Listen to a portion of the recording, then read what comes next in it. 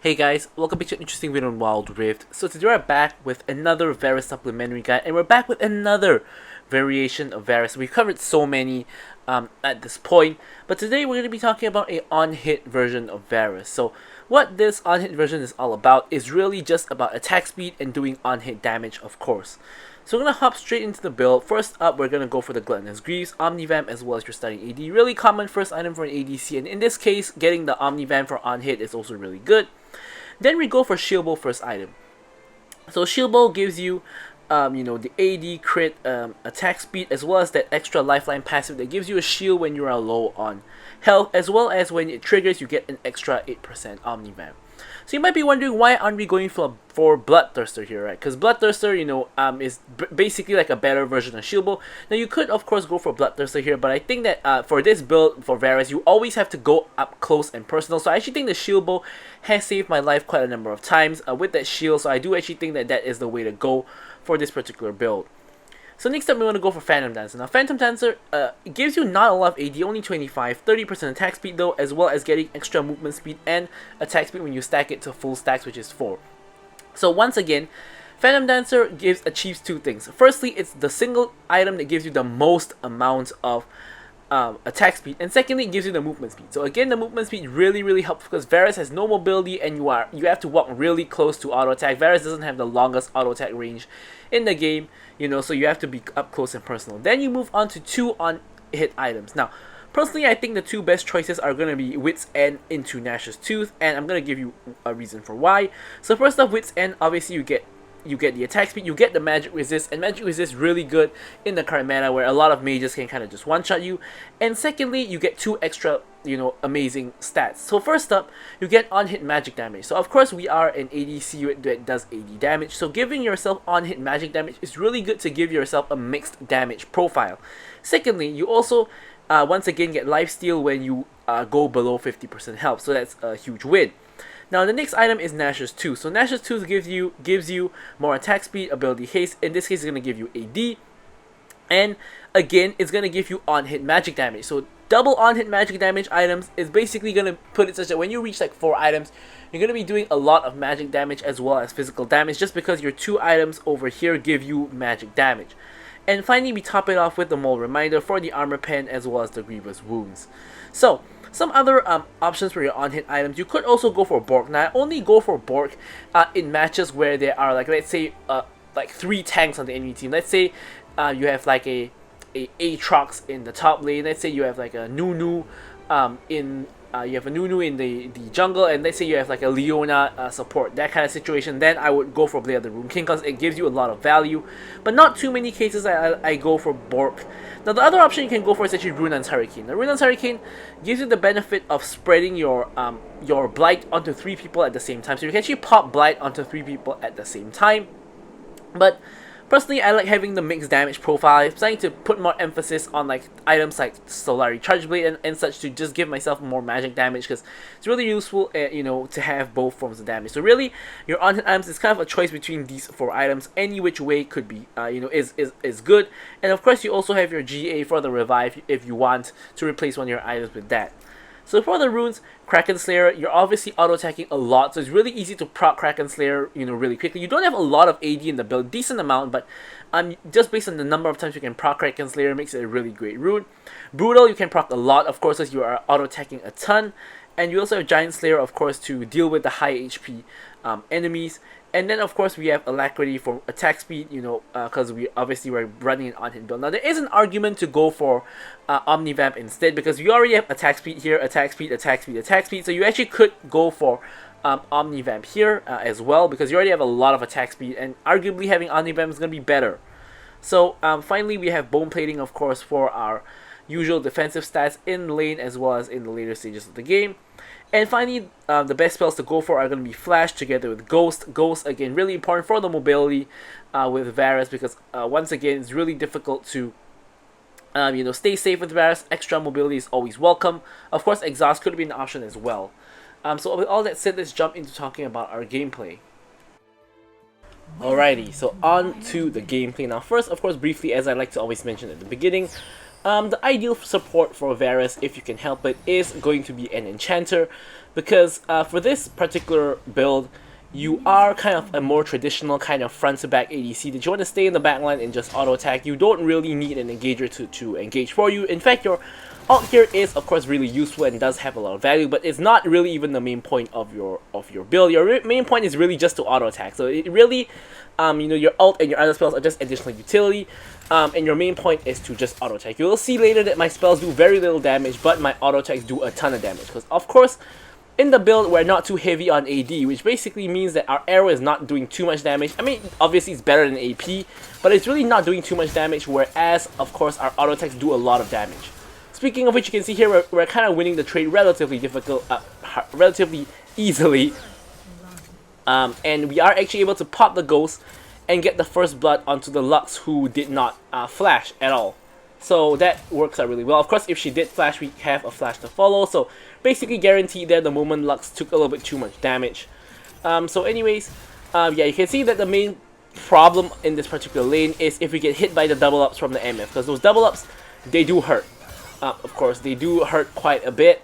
Lux also has Electrocute, doesn't have First Strike or anything like that. So this means that, of course, if she can combo me like this, for example, and promptly the Electrocute, it is gonna hurt. She actually auto-attacked the Lulu instead of me, so no Electrocute prompt there. Could have been on cooldown as well, not too sure about that one. She is put pretty low. However, you know, we won't be able to really kill her. Obviously, she has vision on us charging the arrow, so it's really unlikely. But now with a kill in the pocket, we want to actually grab a reset. We spot her trying to interrupt us, so we're going to just move out of the way. Lulu ends up taking quite a chunk of damage, but we are going to still reset either way. So now the kind of disadvantage of this is that now the enemy team gets to push in the wave, so we're going to lose maybe a minion or two when you know, this happens. However, they make a really big mistake here, which is now we've reset and we've gotten items and now we're on full resources. They are not really that high on their resources, but they actually greed for a plate. So here I know that they're probably recalling this bush, because this is where I would recall. I actually hit both of them and they actually don't manage to reset because I stopped them.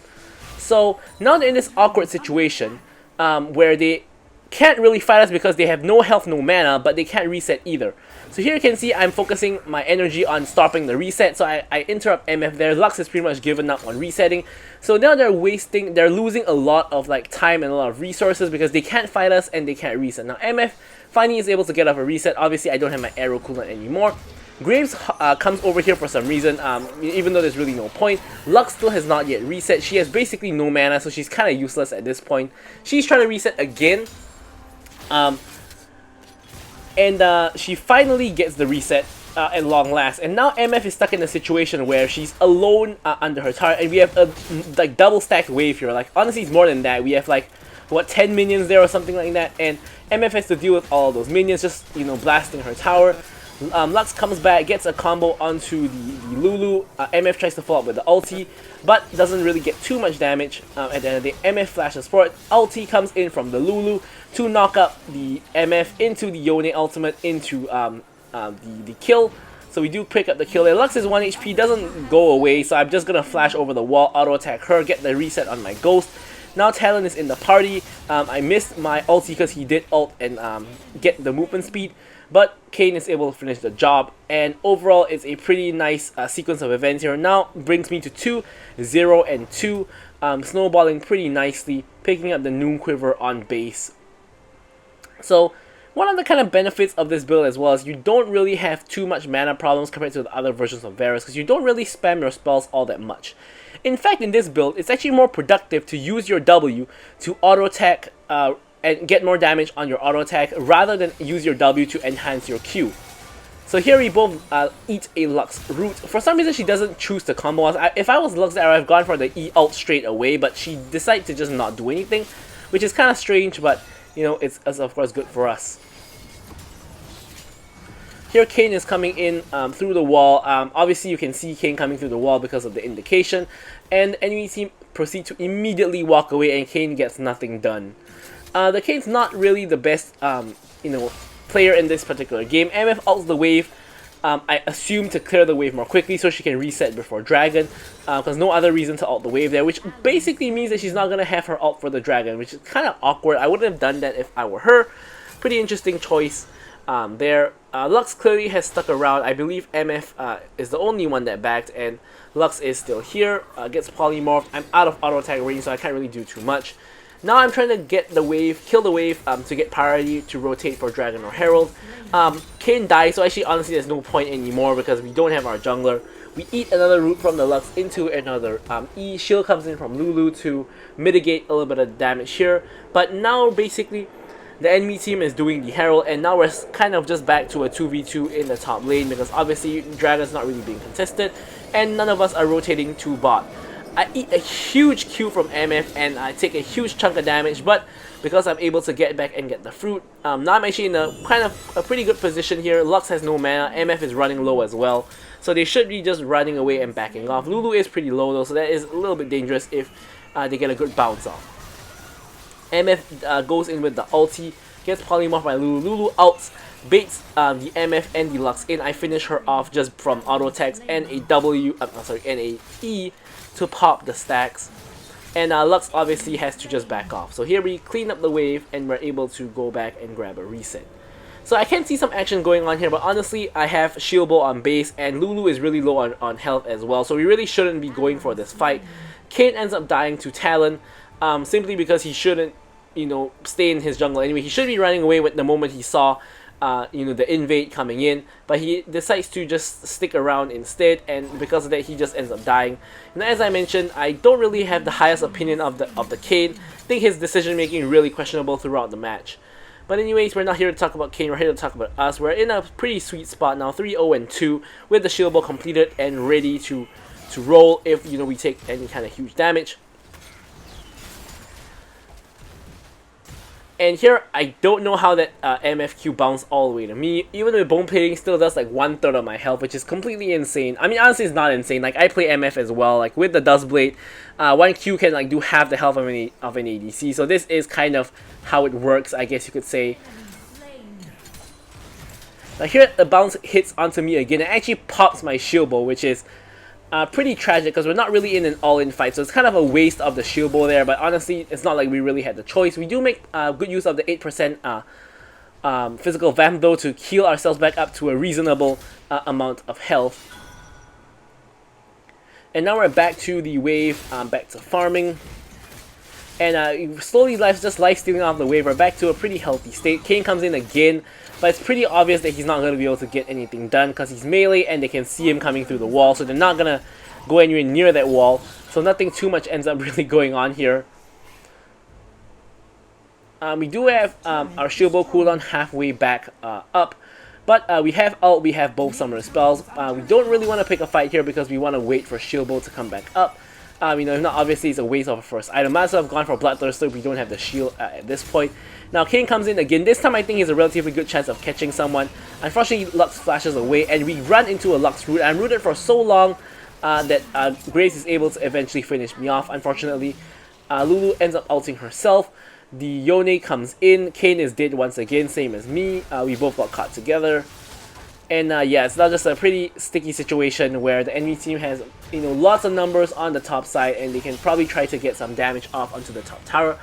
Lux is pretty low though, so she has to back off, and the threat of Yone is scaring the enemy team off, which is pretty good, of course. So here I've respawned. I do have two options. I can either go mid or go top. Obviously there's a mid wave pushing in, but I see Yone on the reset, so I do believe Yone can handle the mid wave, so I'm just going to go to the top wave instead. You know, my own lane, and just go ahead and continue on with whatever it is that we've been doing, which basically is just farming and clearing the minions. Halfway towards our Phantom Dancer at this point. Obviously you are going to spike on every item. You know, heavier spikes on 2, 3, and 4 items, of course. And here we're just continuing to deal with the wave. Yone is coming in for a gank. We flash forward to follow up onto the Lux, and we were trying to go for MF also. Honestly, I didn't flash forward to try to KS. I flashed forward to try to get the MF afterwards, but she's kind of out of my ult range, so I wasn't quite able to do that. So it ends up just kind of honestly being kind of a waste of a flash because Yone could easily have finished that one, and we didn't actually need to flash forward there. Now enemy team overloading the top side once again to get the turret. We're just gonna pick up the pieces and just clear out the rest of the wave. Talon is a little bit overextended, but he does have backup from his team. Tried to actually catch him up with the ulti, but once again, the ulti goes a little bit wide. I mean, honestly, in this game, my ults are not really the best. Thankfully, that this is a game I'm building on hit and not like AP or something like that. That would be pretty bad if I can't hit my ults. So Graves is in our jungle, which I kind of knew because we saw him walking there, which is why I was checking the bush with my arrow.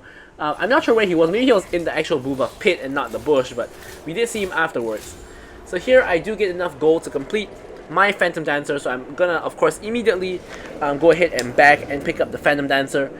So 2 item power spike now in a pretty good spot.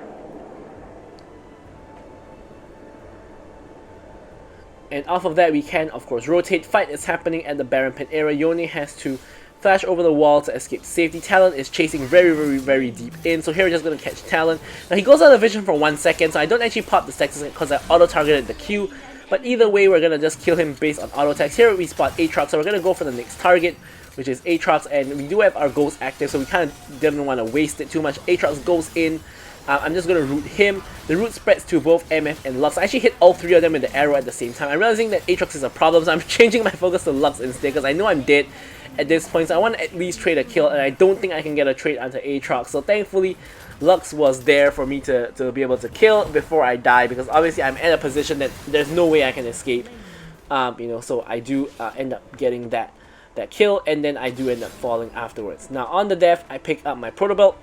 Of course, Proto Belt is pretty much the item I almost always go for on Varus, because the utility you get from having like a dash every minute is, in my opinion, a lot higher than QSS or Stasis in majority of matches. Of course, you do have those matches where you know, you're dying non-stop to an assassin, and you know, Stasis is going to be good, or there's so much CC on the enemy team that QSS becomes optimal, but as a default, I always go for Proto Belt. So here, the Aatrox was now really fed, 3 full items completed on the Aatrox. You know, he has 10k gold. He is now pushing in the lane here, so I'm just here to defend. Obviously, I can't fight him at all, so what I'm basically doing is I'm just letting him push in, and then I'm just taking the jungle monsters in the meanwhile while waiting for the wave to push in. And next wave comes, I'm just going to farm up the next wave. He is, of course, going to be first on the rotation, so he does rotate over to mid. Whereas I have to clear this wave, and then I can rotate. Thankfully, though, they're fully committing onto an Ornn, so they are wasting a lot of resources on the Ornn. We catch out the Lux again. Yone goes in with the ult, we finish her off. Talon goes in with the ult onto someone who's not me, and I'm able to finish him off. Now Aatrox is in. We give him the anti-heal from our E, and now we've killed 3 people. 4 people are dead. Only MF is left alive, and she's super duper overextended. We use Proto Belt to remove her Edge of Night, which is another benefit of Proto Belt here. And then we burst her down with auto attacks as well as a quick Q, and we're able to ace the enemy team as well as pick up the shutdown onto MF. So overall, huge win there. We got 4 kills in a row. Unofficial quadra kill, if you will. But here we're just, again, clearing out the minions, and then we can reset and, you know, of course, build towards our Wit's End, or maybe even get the entire Wit's End. Wit's End is not a very expensive item, and we just got a bunch of kills, so there we go, Wit's End completed. Which, I mean, the magic resist in this case is only really going to help against the Lux, who's like 0 and 5, so yeah, not really too big on the magic resist here. I think the other aspects like the magic damage and the healing is going to be way more useful here. So Yone is kind of getting caught out by the Talon. So here we're actually going for the rotation. Yone is taking a long time to die, and we actually reach there as he does die. So we are trying to finish off the Graves. Doesn't really work out. Now Aatrox is on top of me. My shield bow does pop. Absorbs a lot of the damage, and we eventually do manage to kill him. We have insane attack speed at this point, together with Ardent from Lulu, as well as Lulu's picks. We're just DPSing an insane amount of damage, and now we're going to go for Baron because 2 key members of the enemy team are dead. Graves is alive, but MF is on the opposite side of the map, and Lux is not here. So probably it's a free Baron. I don't think the enemy team even realizes anything is happening. Lux finally realizes at the last minute and actually nearly steals the Baron with her ulti. If Kayn had ulti a little bit worse there, smite a little bit worse there, I think it would have been stolen. So thankfully, Kayn does secure the Baron with the smite. And here we're actually picking up an Executioner's Calling a little bit earlier on, because with just the E, it's really difficult to cut Aatrox's healing, which is the main problem at the current moment. And also we have a lot of healing on other champs like Graves, for example. So getting the anti-heal is not going to hurt us too much. Does delay our Nash's Tooth by a little bit, but overall, still probably worth the trade-off. So once again, just farming up in the meanwhile. And picking up the blue buff, of course, having extra mana and faster cooldowns on Varus is still really good, you know, in any circumstance. So here, our team is kind of between two towers here. I'm trying to take the aggressive position to flank in from the side, but I'm spotted out by MF, so I'm going to have to go the long way to join the fight. I do believe that the fight is going to continue. It kind of does. Yone goes in. I'm proto-belling in, root the Aatrox, quickly one-shot him. Running onto the next target who got rooted is going to be Graves, and now Lux is getting caught out. Lux goes down as well, and MF is the last one standing. Now Ornn and Talon are stuck in a 1v1 at the top side, so it's 4v1 against MF at this point. With Baron, I'm just going to go for the tower. Yone does go for the MF and does get the MF. And Ornn looks like he's killing Talon. Talon is 1 HP, he dies, and basically the game is over at this point. The whole enemy team is dead, we have a wave, we have Baron. Nexus shield is up.